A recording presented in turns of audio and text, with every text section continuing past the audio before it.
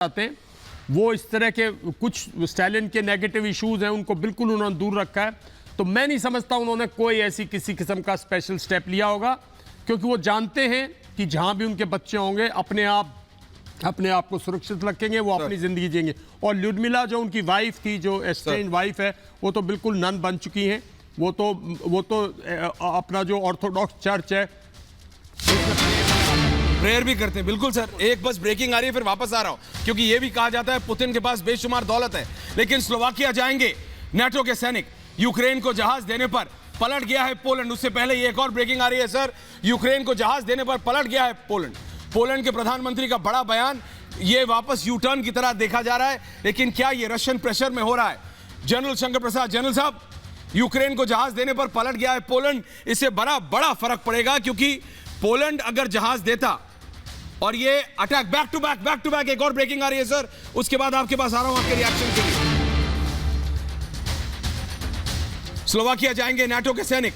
Slovakia जाएंगे NATO के सैनिक। 15 मार्च से सैनिकों की तैनाती। 15 मार्च से स्लोवाकिया में नाटो के 2100 सैनिक तैनात होंगे। यूक्रेन का पड़ोसी देश है स्लोवाकिया।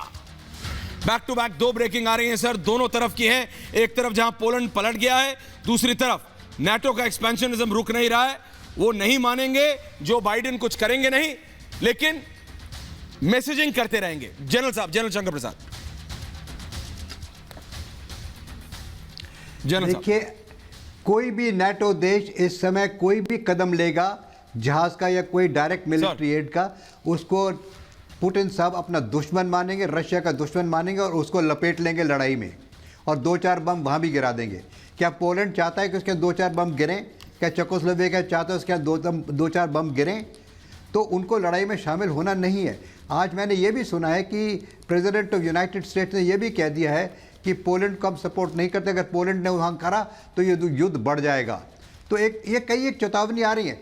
सिंपल बात समझने की ये है कि अगर किसी ने फिजिकल हेल्प की, बूट्स ऑन ग्राउंड किया, हवाई जहाज एयर स्पेस में लाने की कोशिश की, वो रशिया का दुश्मन घोषित हो जाएगा और फिर रशिया जो चाहे उसके पास करेगा। आपको मालूम है लॉन्ग रेंज वेपन्स काफ़ी हैं, मिसाइल्स है, आर्टिलरी है। I am not talking about nuclear bombs, I am only talking of the conventional weapons. Sir, उनसे वो पोलैंड में अगर 4-6 बम गिरा दिए तो पोलैंड बेकार में मर जाएगा, जैसे यूक्रेन मर रहा है। तो कोई नहीं चाहेगा ऐसा हो, ये तो अमेरिका भी नहीं चाहता हो। तो लड़ाई टेस्ट को भी restricted with in Ukraine and they want actually, तो लड़ाई बिल्कुल बेवकूफ़ी हो रही है। ये कितनी बर्बादी हुई अननेसेसरली, और इसी को चीज़ को आपको कल लड़ाई खत्म हो जाएगी तो रिकंस्ट्रक्ट करना पड़ेगा। फिर उसके बाद फिर पैसा लगाएगा। कौन पैसा लगाएगा? रिकंस्ट्रक्शन रशिया लगाएगा ना। इसी मारे तो रशिया कम से कम नुकसान कर रहा है।